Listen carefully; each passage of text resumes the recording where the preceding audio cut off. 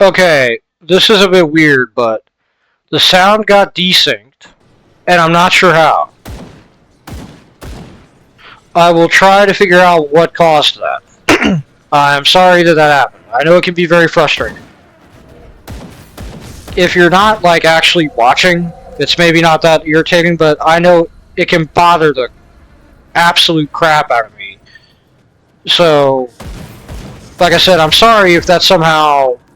Like, I'm not sure how that happened. I can't put it better than that. I don't know how the heck that happened. But, hopefully it will not continue to happen. That's all I can really say on that.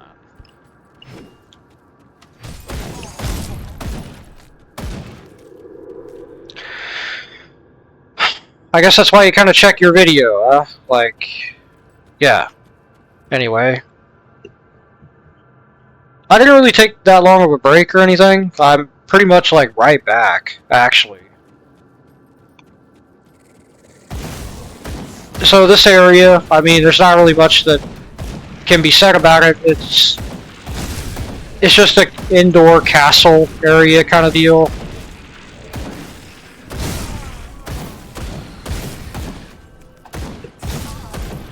It kind of gives me vibes of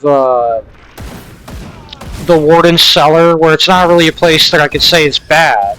It's just not great. Which is kind of a problem with a lot of Path of Exile. The first one. I would say it kind of gives me the, what is that place called? Aureus? I think it's like Act 4 in Path of Exile, or Act 5, where you get to the island that the folks are actually from, and it's overrun. It's like that. It kind of gives me the same vibe as those dungeons, where it's just, I don't know, samey. You can't really help it, because there's only so many different environments you can have in a setting like this, but yeah, it's sort of the... I don't know what makes this different.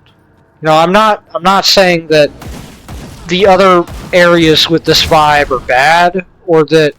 I'm saying that this particular instance of it for me is just very meh, and I couldn't tell you why. Like, I legitimately couldn't tell you why. It just kind of has this meh quality to it.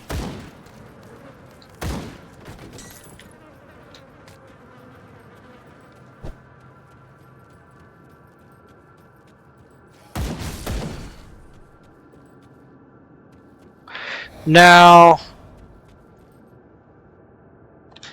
the thing about this place, Starkvale Gate, is that it is very much a liminal dungeon. It is very much a dungeon that is like a place between places, and it feels like it. I guess maybe that's why I have that opinion of it, but it very much has that. This is not a place where you're actually staying and doing stuff, like things are happening. It's a place where you're going through it to make things happen.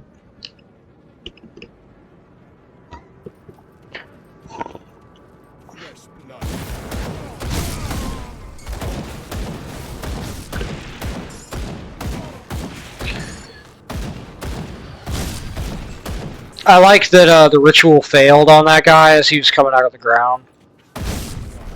I just like how that looked.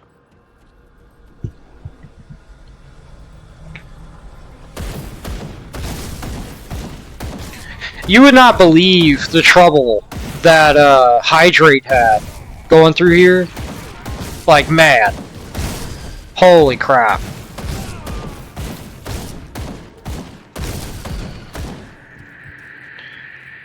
Maybe this is where we'll find it? Yeah, okay. Well, I want to clear out the surrounding area before we get into that. That note, in particular.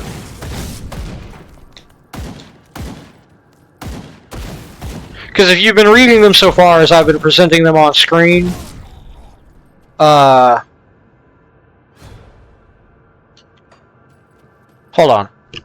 Ears itchy again.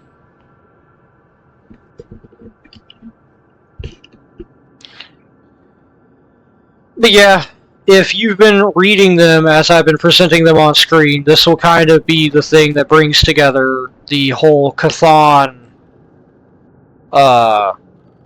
narrative arc.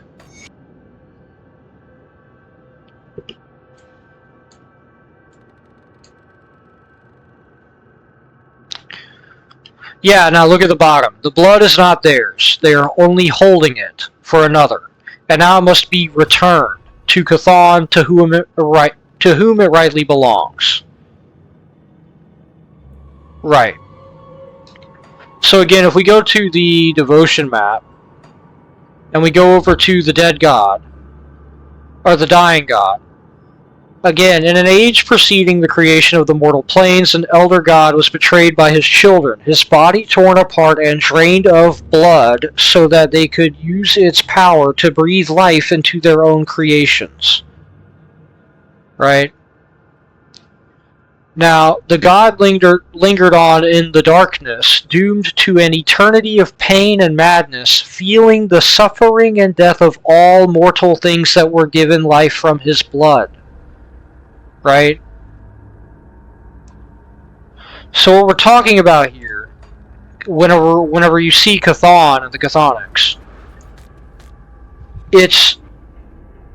this is kind of cool that the background of Grim Dawn has this utterly alien, Lovecraftian source where everything that has blood, basically, and all of the implications of that, right? Like even childbirth and bearing children and multiplying, like all of it.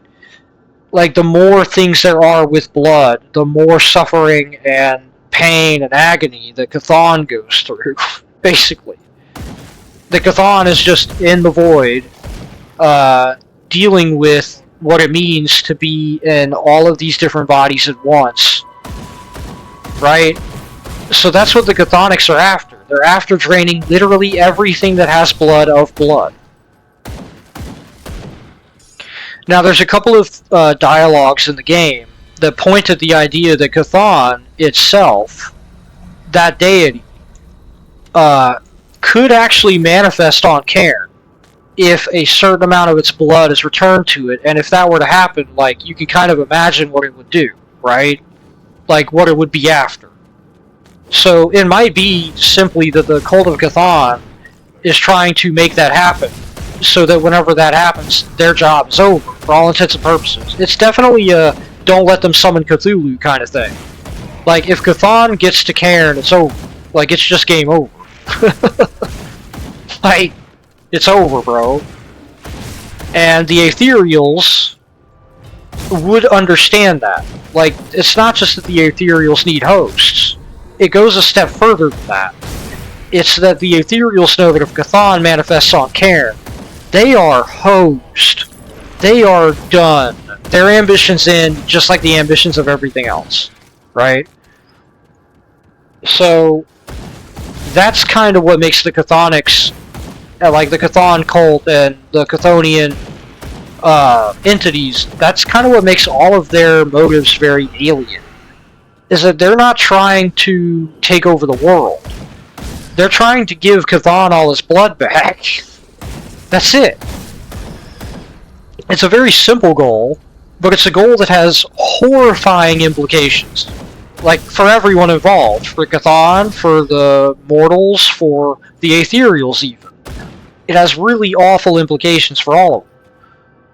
And it has really terrible implications for Cairn, because if Chthon were to do that, I mean, you can kind of imagine that life in Cairn, at least still on some level, depends on animals. Like, plants would still require, you know, and one does have to wonder, like, okay, is it only red blood? Like, does the sap of plants also count? You'd think not, since because of the obsession with blood. I mean, look at this. This is grisly stuff, but you know, they're obsessed with blood, like what you would recognize as blood, not like sap, not blood in a metaphorical sense, like the life essence or whatever, the vitae. Like, no, they're obsessed with the red stuff, right? So Yeah, I mean, you gotta wonder, does that include, like, every animal? Because if it includes every single animal, that would be the end of life on Cairn. Because trees and such, you'd have to imagine that even they, even in a setting such as this, it's magical and whatever it's this, they would still... Because that would also, you would think, include, like, insects, right? And obviously these guys can't do that. But could Cthon, like, if Cthon manifested on Cairn, could he just perform, you know, like a Cairn-wide version of that spell from Symphony of the Night, like Soul Steal, and he just gets all of his blood back? You know? You gotta wonder at the implications of that. I mean, if you really want to sit there and consider what that would mean. Basically a deity with... Oh, and that's the other thing, too, is that the Cthon cult, right, is established. I think I said in a prior episode, but it is worth mentioning. The Cthon cult is established through him basically, like, doing hypnotic suggestion, right? That's the idea there. So Cthon is legit calling out for, like, the weak-minded to do his bidding, to get his freaking blood back and have him manifest on Cairn. So it's like... I mean, again, it's real Cthulhu hours. Like, we doing real Cthulhu hours in here, boys. Like...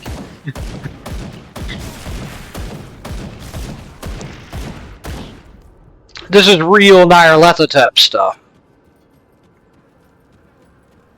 Or Nyarlathotep, however you want to pronounce it. Like, this is real,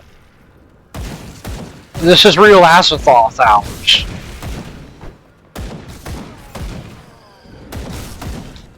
Yeah, I mean, I really like that. I can't stress enough how much I freaking like that, because that is definitely it's definitely cool on the one hand to have, like, the standard we want world domination bad guys thing. You know, that's cool, whatever. I'm not against that. It's kind of like being against the hero's journey. You're kind of dim if you're against that, right? Like, it is what it is.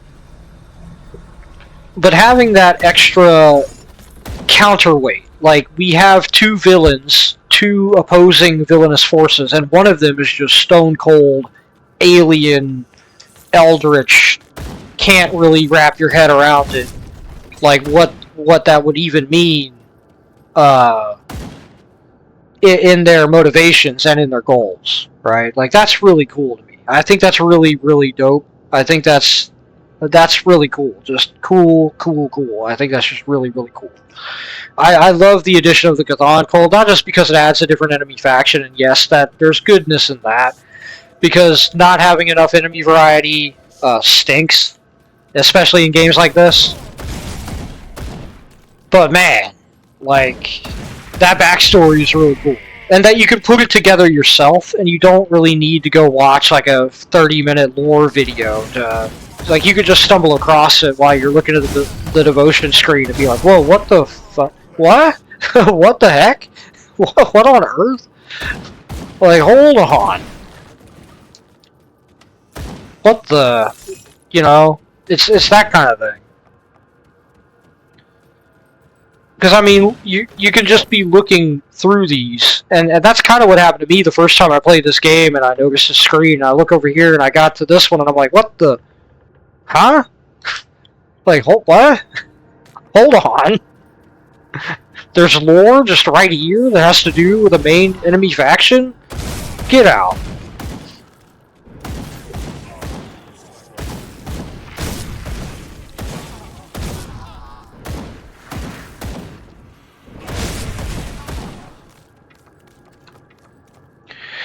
Now, the thing here is...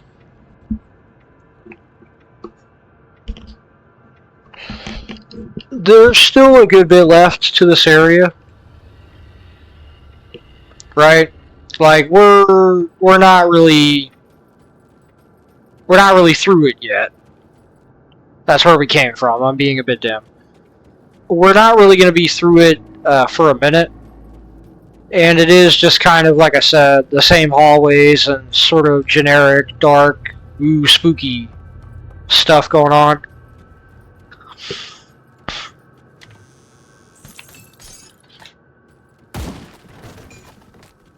And we've gotten a ton of loot.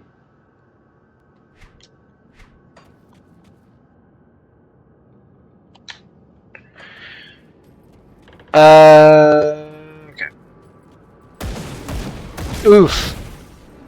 Now the chthonics... Wait, you're Gadashi. The chthonics are going to be only getting more difficult to deal with as we go through into Act 4. Which I forget exactly where Act 4 is. I think Act 4 is whenever you get to Fort Icon. Whew. We're going to see a lot of meaningful resistance. Like that. Ouch.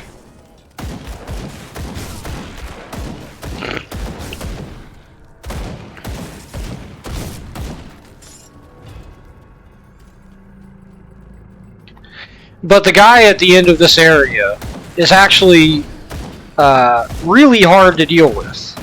Like, really hard to deal with because he's a butthole who just summons a bunch of those stupid damage crystals in a very small room. And they do a ton of damage, and it can be very, very, very silly having to deal with incredibly tanky damage crystals that do tons of damage in a small area while he's summoning other stuff that also runs up to you and tries to kill you. I'm serious that I would love it if holding left trigger allowed you to, like, aim without the lock on, without the auto assist, because that's, like, the main thing that screws me over in that fight. And at least on gamepad.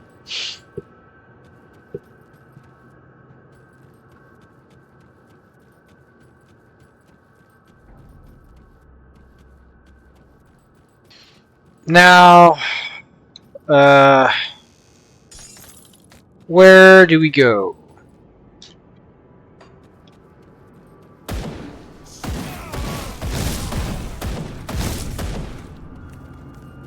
Okay, I think across this bridge is where we're going to find the end of the area. So let's finish out the map over here. I would like to get a level up before we fight the boss of this place.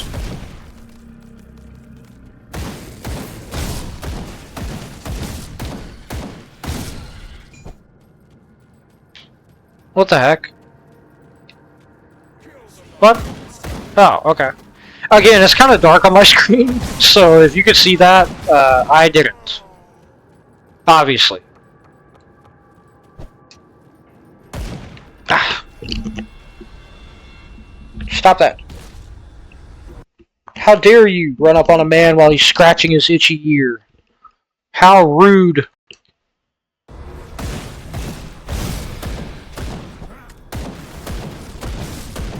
Fosteroth, huh? Okay. My ear. Ah. Really wish that would stop happening. I'm holding straight up, by the way. My guy turned 45 degrees to the left to shoot at that other thing.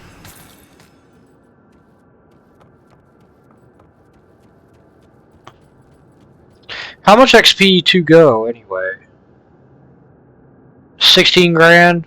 That's not great. That's not the worst, but that's not great. Kind of like that ambush. Okay, alright, let's get over to the bridge, the ominous bridge.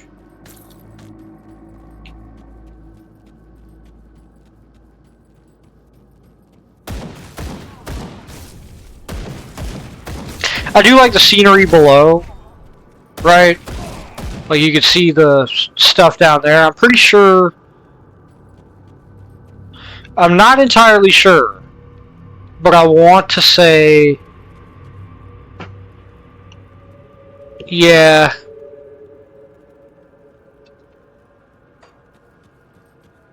I can't really see it too well. I want to say that that's supposed to make you think of, like, the way that you came in.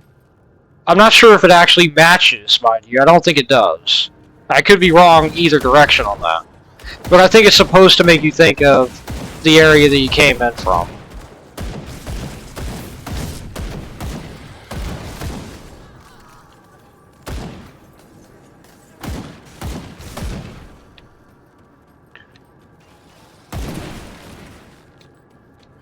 The Mediator, huh?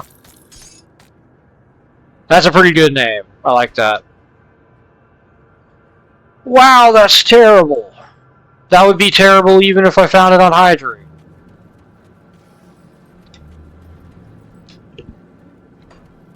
Yeah, that's not great. that's pretty bad. Speaking of things that are pretty bad. Now, if I remember right, the thing here is that we're going to be dealing with a huge outpouring of these guys from here. I mean, go figure that the room with the giant chthonic rift would have a bunch of chthonic entities pouring out of it.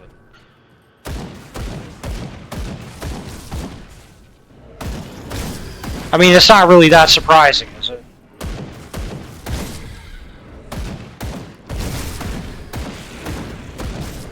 I'm holding straight up, by the way.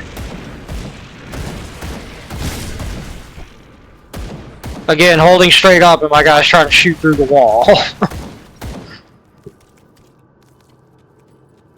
I mean, again, you can hold left trigger to do this. I wish it just let you shoot without the lock on.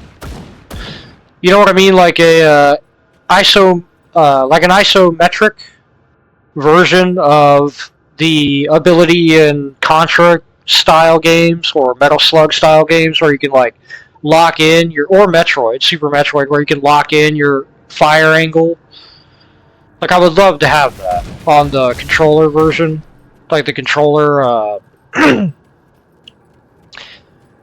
UX, I think that's like user something. I don't know. You know what I mean, though, right? Like on the controls for the controller version, that'd be great if it did that. Yeah, see, through there, you can tell by the signs, the indicators, that there may or may not be something pretty big through there. And by the way, you notice something about this room? It took a lot of blood to open that portal, right? Yeah. Okay, so let's get in there. Try to do this the quote-unquote right way.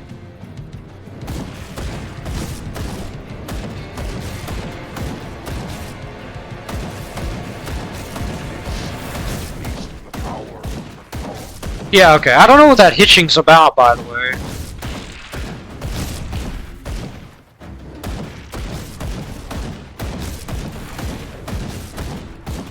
Okay.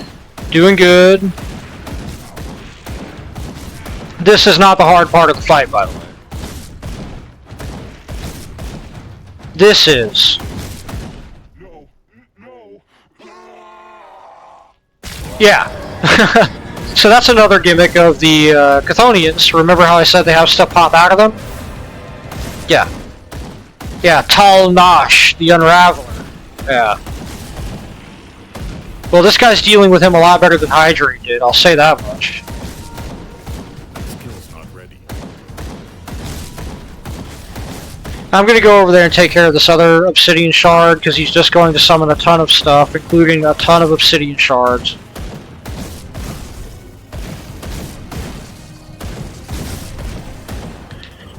Yeah, this guy's doing a ton of damage. I mean, I knew that he would be doing better than Hydrate, but holy crap.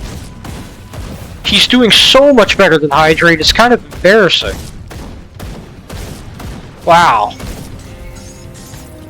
Yeah, I died to that guy like 3 times with Hydrate. Wow. Oh, come on, he can't go through there? Really? This is where in Dark Souls you would just leave a message that says, try again, fatty, or something like that.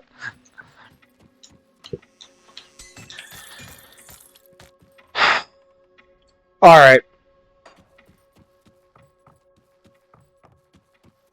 I think I'm like running short on memory or something, and that's why like I'm pushing memory limits with how much I'm recording, because I've got a backlog of recordings that I need to compress, so that might be it.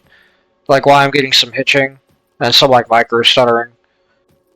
I'll take care of that in a minute, hopefully. But anyway, we get out onto Astrakarn Road. Yeah. So let's go ahead and join the fun down here. So this is Chthonics fighting Ethereals. Another tripartite combat where it's us versus them versus the other. Now, as you can see, there's a rift over here. We're going to go ahead and tag that. And we have a new enemy, the Chillmane Ragers, which is this is who I thought I'd get the dense fur from. Instead, you just apparently just make that. Shrug. Like, whatever, I guess. Anyway, we gotta get back to Homestead.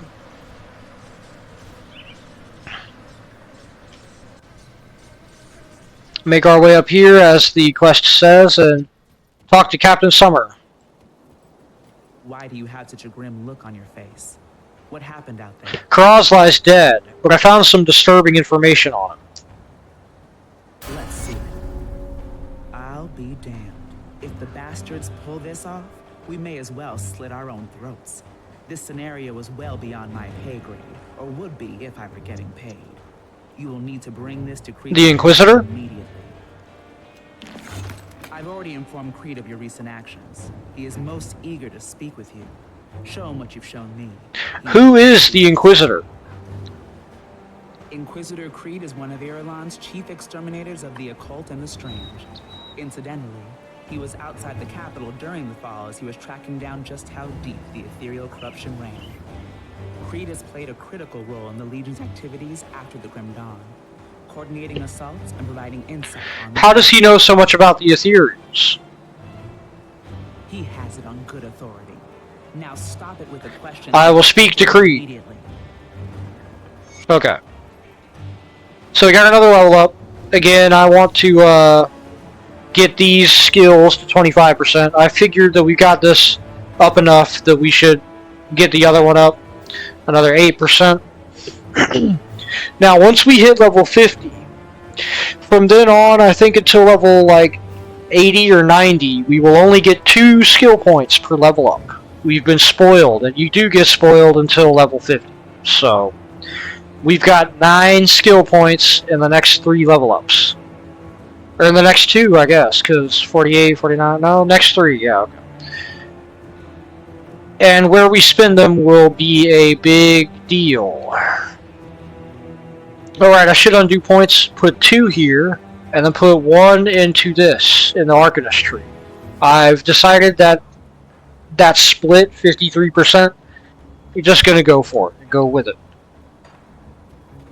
Now, after I finish recording this video, I think I'm going to stop, and I'm not going to cut it yet, but whenever I do, I'm going to stop and like go delete a couple of Steam games to maybe free up some memory.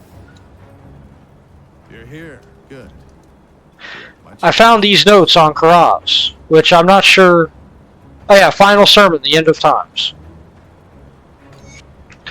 Bloodsworn supplicants of Chthon, it is with great purpose that we gather here today for what will be my final sermon to you.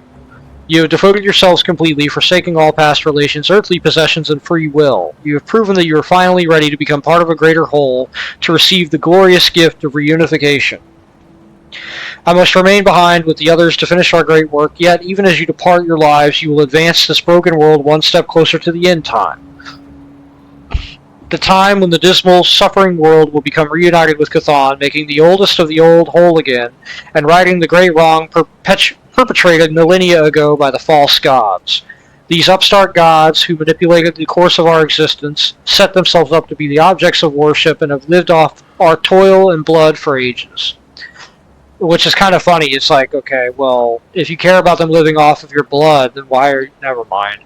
The end time will also bring doom to the wayward ethereals, past agents of the false gods, who were betrayed and then cast into the formless aether once their purpose had been served. They have hindered us, slaughtered our brethren, and tried to claim dominance over this world. Yet we must also thank them, for it is the Ethereals who have unwittingly made possible our ascension by destroying the Empire and its Inquisition. No longer does the Inquisition hunt us, suppress our truths, or deny us access to our sacred places. Unshackled from the strictures of the Empire, people have awakened from the false dream of civilization, and our ranks have swelled. Not knowing the history of our world, the Ethereals are ignorant of the doom that we will awaken. They cannot surmise our end game, and once they realize what they have set in motion, it will be too late for them to stop us. Our most devoted brethren march with legions of the void for Necropolis. They need only prevent our enemies from breaching our final line, for even as they attack our forces, the blood they spill will feed our resurrection ritual. Where once we suffered our greatest defeat, our ultimate triumph shall be reborn, and the Ligorian, forerunner of the end time, will carry the thousand screaming voices of Cthon into the world and usher in a new age. They're pretty serious about that. I read that one out loud out of all of these because that has to do with what we're about to see from Inquisitor Creed and what the end of the game is actually about. They're not kidding. Remember when Rush said that thing about, like, well, what would happen if they brought Cthon into the world? Well, they're going to bring a big piece of him, a big piece of his army into the world if we don't stop it. You're here. Good. That's the notes that we're talking about here. I found these notes, what I've just read, on Karaz. I've heard of this ritual. It has been performed only once before. Serves me. Cults were, shall we say, not good. The cult must not be allowed to see this through. We must make haste to Fort Icon at once. Where do you need me? With the cultist ranks scattered, we can once again reconnect with the main Legion force to the north. And just in time, too. Based on the information you've brought back from Karos, we need to immediately send all available forces to the necropolis and stop that ritual. Algrim and I will be leaving shortly with a small contingent of troops. Will you meet us at Fort Icon? It lies just beyond the Astakarn Mountains. I will see you there. This cult situation brings back bad memories. Everything alright? To set out? Oh, it's nothing. I should prepare for the journey. Pleased that you will join us. Black Legion. Okay, I like how he asks, like, will you join us there? It's like, well, what else is my guy gonna do? Learn how to bake cookies and live a quiet life at Homestead? No, dude, of course he's gonna go join you. Like, come on. What a stupid question. Now,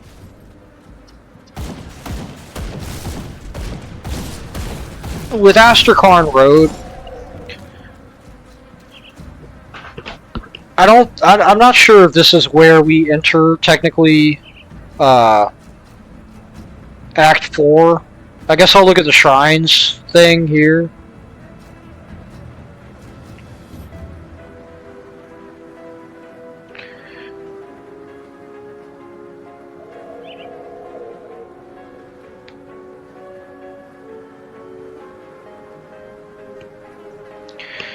Okay.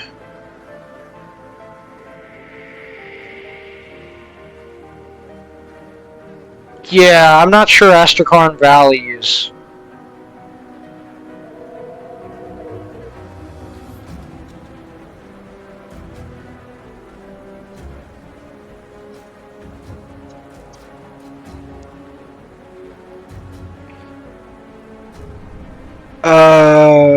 Yeah.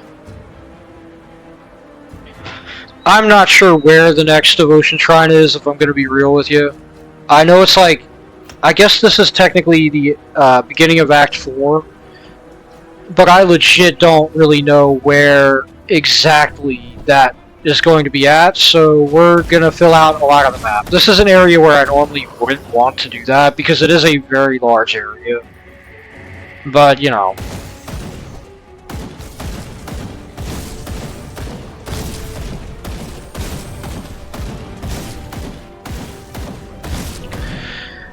We might as well go ahead and get to it. Astrakarn Valley, you can see that we got like some half reskin, half like new, I guess, enemies. They got some tricks.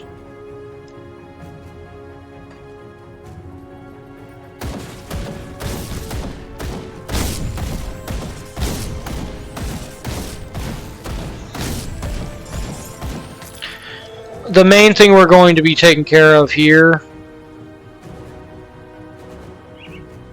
I really want that plus 5% experience gain. I'm taking it. I'll put the chaos metal in the bottom right down there, or in the bottom right down here.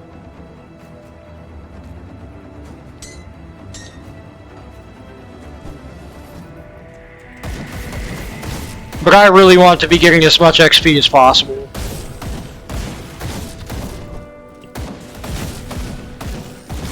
And again, you see we've got the goblins back again.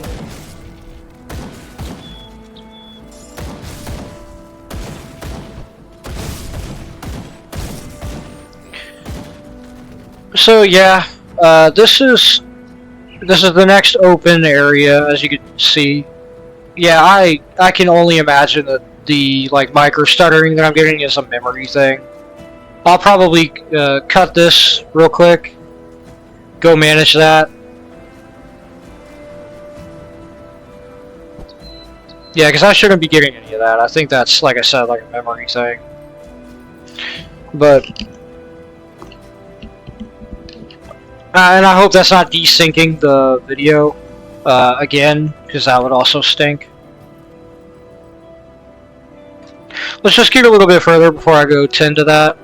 Now, the confusing thing here, yeah, that should not be doing that.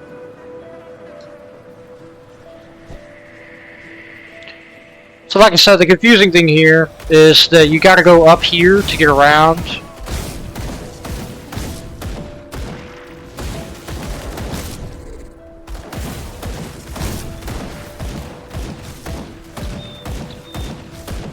Now, this is not the way forward, as you can see.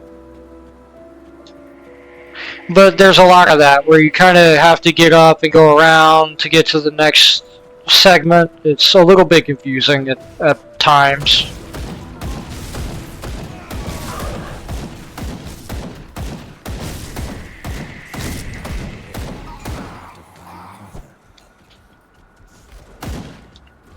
Now this big area is kind of fun to go through. It's got a lot of XP. But again, this is such a large area, I kind of want to just get through it, if that makes sense.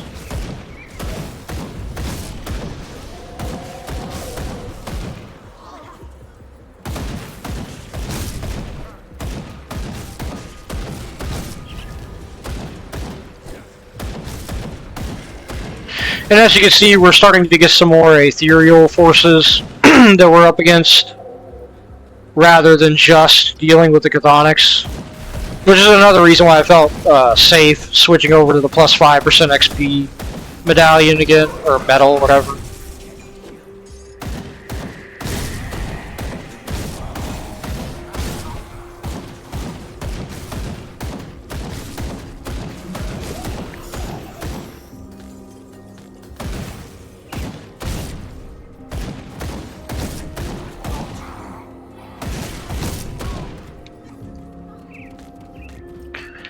Now, if you look here, these are like tanks, if I remember right. These are tanks that the chthonics store blood in.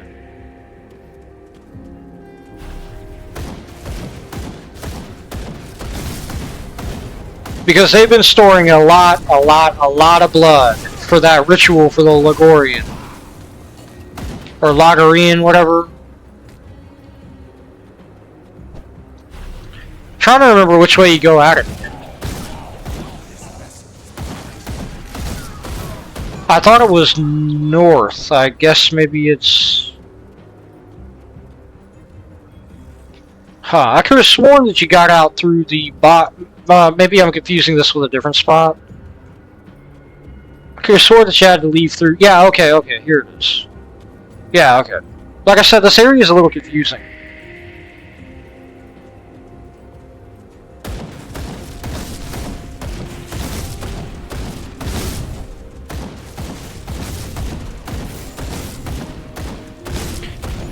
Okay.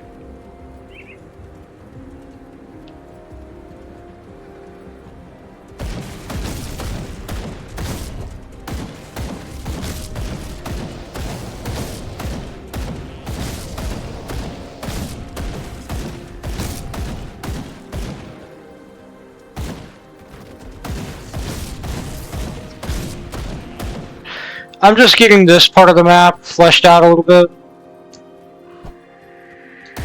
Desync test whenever I go look at the video later to see if it's desynced from all these like micro stutters.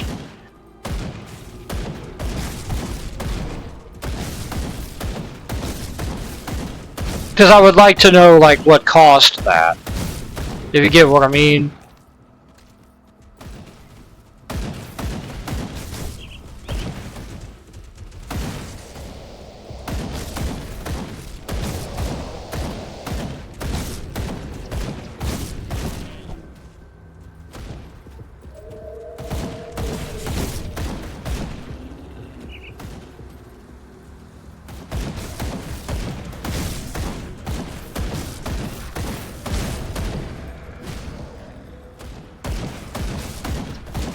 Just focusing. I'm kind of making sure I'm not going to get, you know.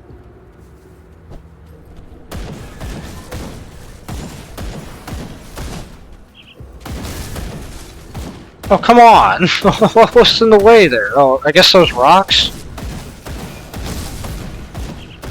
There's children!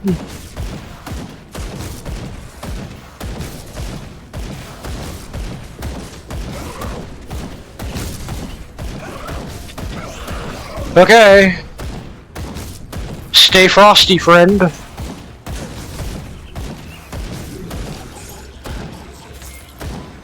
What a chilling encounter.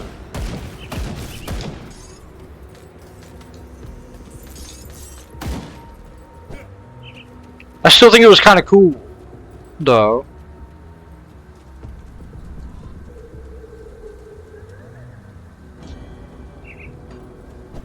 I can't think of any other ice puns. My bad. I was trying. Hey, I was trying.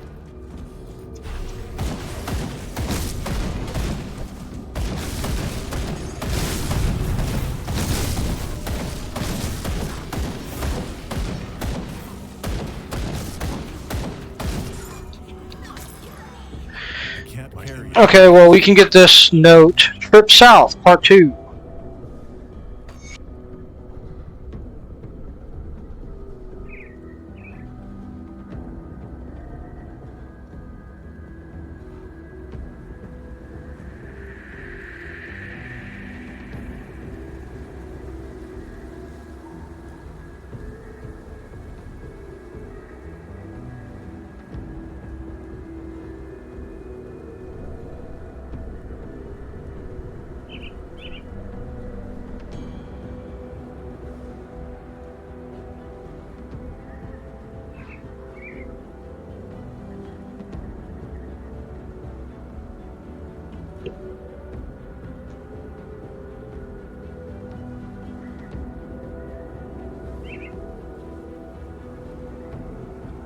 Yeah, that's pretty dark, man.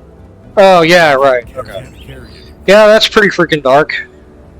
Anyway, like I said, let's go sell the stuff. And then once I sell it, I'm going to free up some memory for recording space. And then after I free up that memory for recording space,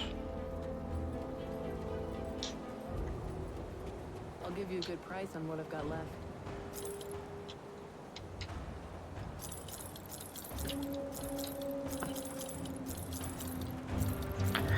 I will be back recording again.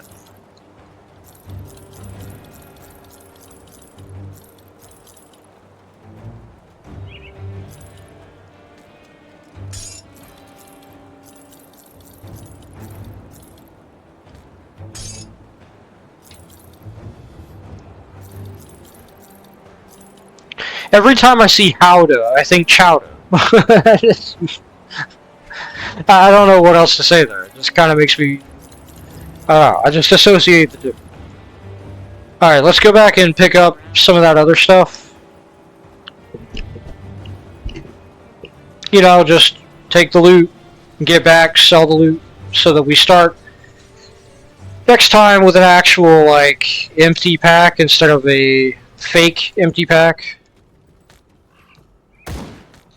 Okay, again, just for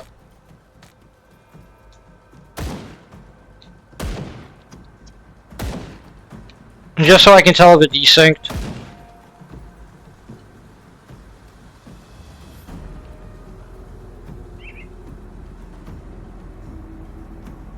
I hope it didn't. That would stink. Like, that would stink a lot, because I really don't know how to fix that. Like, I just don't. There's another recording method I could use that I'm pretty sure wouldn't desync, but it takes up more memory, and that's the Xbox Game Bar means of recording, and my audio stuff, like, I can't really do anything about the audio on that. Like, you don't really have any options for audio on that. Anyway, gonna stop the video here, do like I said, and then once I'm back, we'll go for a little bit longer, probably until we get to Fort Icon, and then I'll call it as a recording session then.